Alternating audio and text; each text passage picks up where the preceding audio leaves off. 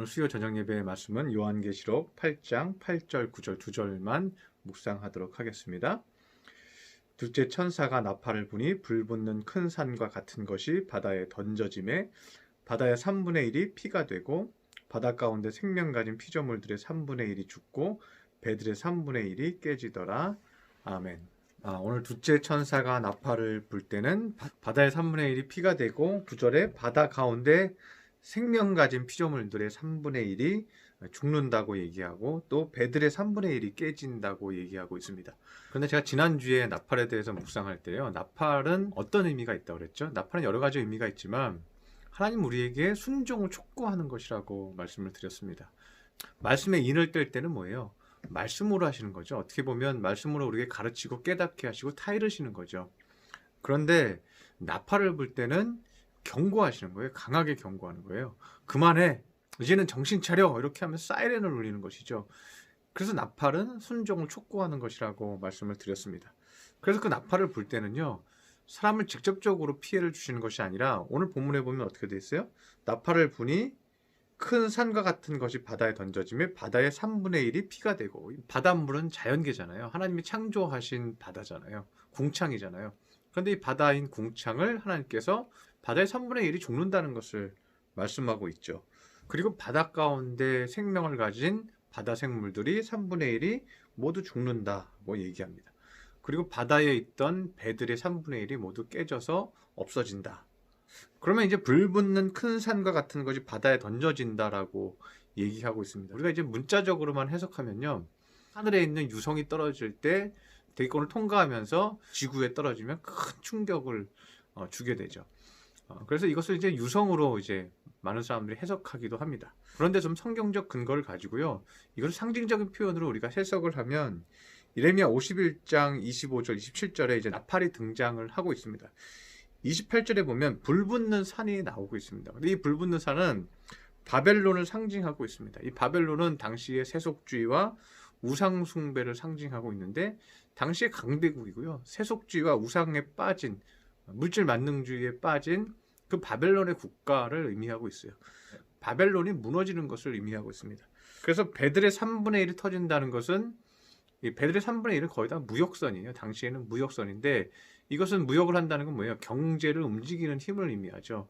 그런데 당시에 이 무역상선들은요. 많은 우상들을 팔고 사고 했어요. 그리고 많은 사치품들을 이렇게 세공해서 만들어서 무역을 하고 팔고 사고 했죠.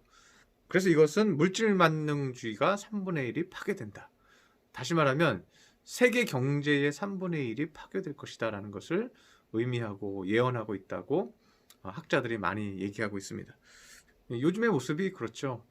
점점 더 자연적 재난이 많아지면서 세계 경제에 식량 문제가 생기죠. 그러면서 각 나라가 대적하게 되죠. 그리고 지금은 나라마다 어렵지 않은 나라가 없게 되죠. 그래서 경제의 3분의 1이 망가져버리는 그런 상황들이 온다는 것을 의미하고 있습니다. 왜 하나님은 이렇게 하시는 걸까? 그것은 하나님 우리에게 고통을 주심으로 해서요. 우리가 주님 앞에 간구하고 기도하게 하려 하신다는 것입니다. 그래서 예레미야 51장 36절에 보면 이렇게 말씀하고 있습니다. 그러므로 여호와께서 이와 같이 말씀하시되 보라 내가 내 송사를 듣고 너를 위하여 보복하여 그 바다를 말리며 그의 샘을 말리리니 바벨론이 돌무더기가 되어서 승량의 거처와 혐오의 대상과 탄식거리가 되고 주민이 없으리라. 이스라엘 백성들은요. 바벨론에 의해서 고통과 고난을 겪었습니다. 그리고 로마 시대에는 로마에 의해서 고통과 고난을 겪었죠. 그리고 바벨론이 경제권을 쥐고 있었죠. 그리고 로마가 경제권을 쥐고 있었죠. 더 과거에는 모세 시대에는 애굽이 경제권을 쥐고 있었죠. 그런데 예레미야 51장 36절에 그들이 끊임없이 이스라엘 백성들을 괴롭힐 때 하나님의 백성들을 괴롭힐 때 그들이 하나님 앞에 기도하고 부르짖고 송사할 때 송사를 듣고 너희를 위하여 보복하여 라고 얘기하죠. 하나님께서 세상의 권세 입은 자들을 하나님께서 멸하시고 심판하시고 믿는 자들을 구원해 주신다는 것을 의미하는 것입니다. 그래서 이스라엘 백성에게 중요한 것은요. 70년의 기간 하나님께서 정하셨지만요. 70년의 기간만 중요한 것이 아니라 70년간을 버틴다고만 열매가 오는 것이 아니라는 거죠. 제가 지난 주일날 하나님의 약속에 대해서 말씀을 드렸습니다. 그리고 하나님의 때가 있다는 것을 말씀을 드렸습니다. 그런데요. 하나님의 때도요. 기도하고 간구하는 자에게 주어지는 것입니다. 하나님의 때가 있기 때문에 나는 아무것도 안 하고 가만히 있으면 하나님의 때가 와, 이것이 아니죠. 하나님의 때에도 뭐예요? 애쓰고 기도하는 거예요. 그러한 사람에게 기회가 온다는 거죠. 그래서 여러분, 이스라엘 백성들이 가나안 땅에 들어갈 때도 40년 광야를 헤매잖아요. 그런데 40년 광야를 헤매고 다녔다고 해서 이스라엘 백성들이 다 가나안 땅에 들어가지 않았습니다. 그들이 애쓰고 수고하면서 광야에서 태어난 아이들이 신앙 안에서 주님 앞에 간절히 기도하고 여호수아는 성소를 떠나지 않고 계속해서 기도했죠. 애굽에서 빠져나온 사람들에게는 가나안 땅에 들어갈 수 있는 자격이 주어지지 않았어요. 예레미야 29장 10절에도 이런 말씀이 있습니다. 바벨론에서 70년이 되면 차면 돌아오게 하리라, 이렇게 얘기하는데 그냥 돌아오는 게 아니에요. 예레미야 29장 7절을 보시면요, 이렇게 되어 있습니다. 너희는 내가 사로잡혀 가게 한 그 성읍의 평안을 구하고 그를 위하여 여호와께 기도하라. 이는 그 성읍이 평안함으로 너희도 평안할 것이라. 너희가 그 성읍으로 바벨론으로 옮겨가면 너희들은 먼저 기도해라, 이거죠. 내가 지금 우리가 이제 옮겨와서 살게 된 이 바벨론을 위해서 평안을 구하고 여호와께 기도하라. 하나님 앞에 기도하여서 신앙을 회복해라, 이거죠. 하나님께 기도하여서 주님, 다시 우리의 땅을 회복하여 주시옵소서. 우리가 잘못했습니다. 저들이 우리를 핍박합니다. 바벨론에 우리를 포로로 사로잡고 자기들의 종으로 삼고 있습니다. 하나님 아버지, 우리가 억울하고 힘드니 도와주시옵소서 하고 하나님 앞에 송사하라는 거예요. 기도하라는 거예요. 그래서 여호와께 기도하라. 그래야 10절에 보면 여호와께서 이와 같이 말씀하시니라. 바벨론에서 70년이 차면 내가 너희를 돌보고 나의 선한 말을 너희에게 성취하여 너희를 이곳으로 돌아오게 하리라. 바벨론에서 70년이 차면 돌아오는데 그 앞에 뭐가 있어요? 여호와께 기도하라. 그 말씀이 있다는 거죠. 예레미야 29장 12절에도요. 너희가 내게 부르짖으며 내게 와서 기도하면 내가 너희들의 기도를 들을 것이요 라고 얘기합니다. 중요한 것은 너희가 내게 부르짖으며 나에게 와서 기도해야 너희 기도를 들을 것이다, 이렇게 얘기하고 있다는 거죠. 예레미야 29장 13절에도 너희가 온 마음으로 나를 구하면 나를 찾을 것이요 나를 만나리라. 하나님께 온 마음으로 간구하고 구하면 하나님을 찾고 발견하게 된다는 거예요. 하나님을 만나게 된다는 거예요. 그러면 왜 하나님은 그렇게 하실까? 왜 하나님은 기도하는 자에게 은혜를 주실까? 하나님 다 알고 계신데, 우리 어려움과 아픔을 알고 계신데 우리가 송사하고 온 마음으로 구하고 부르짖고 이렇게 간청하고 이래야만 하나님께서 주시는 것인가? 우리는 생각할 수도 있습니다. 그런데 여러분, 한번 우리나라 예로 생각해 보시기 바랍니다. 우리나라가 일제강점기 때 고난과 고통을 받았습니다. 많은 기독교인들이 하나님 앞에 기도하면서 거리로 나왔고요. 일제와 싸웠어요. 그들의 간절한 기도가 있었어요. 그리고 나서 일본의 히로시마에 원자폭탄이 떨어지고 일본이 항복을 했습니다. 그리고 우리나라가 자유의 땅이 되었습니다.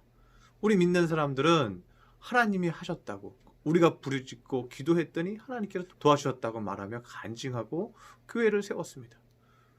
그런데 믿지 않는 사람들은 어떻게 얘기했을까요? 믿지 않는 사람들은 그리고 해방의 역사가 우리에게 왔다고 할지라도 그것이 하나님이 하셨다고 믿지를 않는 거예요. 살아계신 하나님이 역사하셨다고 믿지를 않는 거예요. 그래서 간구하는 사람은요, 하나님이 하셨다고 믿어요. 하나님이 살아계신다고 믿어요. 그러나 기도하지 않은 사람은요, 우연히 됐다고 얘기해요. 저절로 됐다고 얘기해요.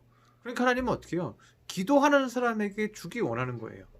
간절히 기도해서 하나님이 주셨다는 것을 믿게 하고 싶은 거예요.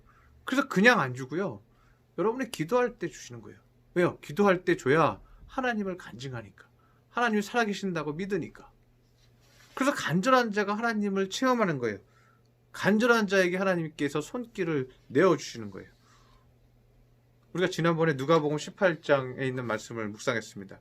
거기에 과부와 재판장의 비유가 나오죠. 불의한 재판장이 나오죠. 그런데 하나님을 두려워하지 않고 사람을 무시하는 한 재판장이 있는데 그 도시에 한 과부가 있어 자주 그에게 가서 내 원수에 대한 나의 원한을 풀어주소서. 누가복음 18장 3절에 보면 그렇게 하죠. 4절에 보면 그가 얼마 동안 듣지 않다가 후에 속으로 생각하되 내가 하나님을 두려워하지 않고 사람을 무시하나 이 과부가 나를 번거롭게 하니 내가 그 원한을 풀어주리라 하고 그 원한을 풀어줍니다. 그런데 여기서 번거롭게 한다는 뜻은 무엇이냐면요, 자꾸만 이 재판장의 양심에 대해서, 이 억울한 원한에 대해서 자꾸만 호소하는 거예요. 그러니까 이 재판장이 볼 때는, 양심적으로 볼 땐 이 사람, 이 과부 정말 억울한데?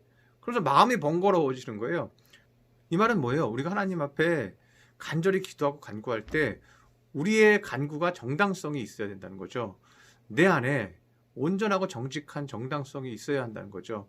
주님 도와주셔야 내가 살지 않습니까? 주님 도와주셔야 이들을 내가 살리지 않습니까? 이거 주님이 아시지 않습니까? 하고 주여 내 마음을 알아주시옵소서 하고 주님 앞에 통곡하며 기도하고 주님께 부르짖는 거죠. 그렇게 하면 불의한 재판장도 주시는데 의로운 하나님께서 어찌하여 너희의 정당성을 모르겠냐 이거죠. 너희의 억울함을 모르겠느냐, 너희 힘들고 서글픈 삶을 모르겠느냐. 하나님께서 아신다. 너희가 부르짖으면 하나님께서 도와주신다, 이 말씀이죠. 오늘 본문 계시록 8장 8, 9절로 다시 돌아오면요, 하늘에서 불같은 산이 떨어져서요 3분의 1이 다 불타요. 그리고 3분의 1의 바다 생물들이 다 죽어버려요. 다 깨져요. 이것은 뭘 의미하냐면요, 인간이 인간 중심으로 이루고 경영하는 것을 하나님께서 다 무너뜨린다는 거예요. 인간이 경영하는 경제를요 3분의 1을 다 무너뜨린다는 것을 말씀하고 있는 거예요. 그래서 우리가 잘 아는 구절 있죠. 잠언서 16장에 보면 이렇게 말씀하시죠. 마음의 경영은 사람에게 있어도. 마음의 경영은 우리에게 있어요. 우리가 계획하고 우리가 생각하고 이렇게 해야지 저렇게 해야지 경영해요. 그런데 더 중요한 거는 나 혼자 경영하는 게 아니에요. 마음의 경영은 사람에게 있어도 응답은 여호와께로부터 나오느니라. 예, 그러면은 여호와께로부터 응답이 나오면 우리 혼자 경영하는 게 중요한 게 아니라 그 경영하는 것을 하나님 앞에 합당한 이유를 가지고 하나님 앞에 부르짖고 기도하는 게 중요하다는 것이죠. 그래서 잠언서 16장 3절에도 너의 행사를 여호와께 맡기라. 맡긴다는 건 뭐예요? 너의 행사를 주님 앞에 놓고 기도해라. 그리하면 내가 경영하는 것이 이루어지리라. 기도하고 부르짖으라는 거예요. 그래야 너가 경영하고 너가 마음에 경영하는 것을 하나님이 이루어 주신다는 거예요. 왜 하나님은 우리가 기도하게 하셔서 내 마음의 경영을 하나님이 이루어 주시려고 할까요? 그것은 여러분이 기도함으로 하나님의 살아계심을 여러분 삶 가운데 증명하시려고 한다는 거예요. 그래서 결론적으로 얘기하면요, 주기 싫어서 안 주는 게 아니에요. 하나님은 너무 주고 싶어요. 하나님이 주지 않는 이유는 뭐예요? 기도하지 않아서 못 준다는 거예요. 그러나 내가 기도하고 부르짖으면 하나님이 도와주시면 하나님 살아계십니다. 하나님이 도와주셨습니다. 하나님께서 역사해 주셨습니다 하고 우리가 간증할 수 있고 주님을 더욱더 사랑하게 되기 때문에 하나님은 우리가 부르짖기를 원하신다는 것입니다. 우리가 하나님께 부르짖고 기도하는 것은 하나님이 원하시는 거예요. 우리가 부르짖고 기도해서 하나님이 우리에게 주고자 하시는 것을 하나님은 우리가 받기를 원하세요. 여러분이 나오지 못하면 여러분의 자리에서 기도의 시간을 가지시고 주무시기 전에 하나님 앞에 간절히 기도하고 간구하시기를 바랍니다. 우리가 원한이라는 것이 어떤 사람에게 억울한 일을 당해서만 원한이 있는 것이 아니죠. 우리 인생에는 안 풀리는 일에 대한 원한이 있어요. 우리가 열심히 수고하고 애썼는데 일이 막히고 힘들어서 우리에게 한숨 생기는 원한이 있어요. 그 마음에 세상 일로 인하여서 겪은 우리의 원한, 이것들을 송사하시기를 바랍니다. 하나님 도와주시옵소서. 하나님 너무 힘이 듭니다. 하나님 도와주시옵소서. 내 심령 도와주시옵시고 이 일을 주께서 인도하여 주시옵소서 하고 간절히 기도하라는 거예요. 그리고 주님으로부터 그 답을 찾으라는 거예요. 그러면 하나님께서 반드시 보상하여 주신다고 말씀하고 있습니다. 우리 믿음의 성도 여러분들, 간절히 주님을 바라보고 무릎 꿇고 주님 앞에 부르짖는 시간들을 반드시 가지시기 바랍니다. 그러면요, 하나님께서 도와주십니다. 하나님께서 살아계심을 여러분에게 보여주실 것입니다. 그렇게 기도하고 간구하여서 응답을 얻는 믿음의 성도들 되시기를 축원합니다. 기도하겠습니다. 할렐루야. 사랑의 하나님 아버지, 오늘은 두 번째 나팔을 불 때에 전 세계의 경제가 무너지고 무역선이 무너지고 바다의 물고기들이 죽고 모든 3분의 1들이 다 무너지는 것을 보았습니다. 그런데 이렇게 무너질 때 믿는 자들은 살아납니다. 믿는 자들은 희망과 소망을 얻습니다. 악한 자들은 무너지나 믿는 자들은 거기서 도리어 도움을 받습니다. 이스라엘 백성들이 애굽에서 나올 때 그러했습니다. 바벨론에서 나올 때 그러했습니다. 로마로부터 해방될 때 그러하였습니다. 그런데 그들이 모두 그때마다 부르짖었습니다. 하나님을 간절히 찾았습니다. 주님, 우리도 주님을 간절히 찾고 부르짖게 하여 주시옵소서. 그래서 하나님의 살아계심을 체험하는 믿음의 백성 삼아 주시옵소서. 귀한 말씀 주시니 감사드리며 예수님의 이름으로 기도드렸습니다. 아멘.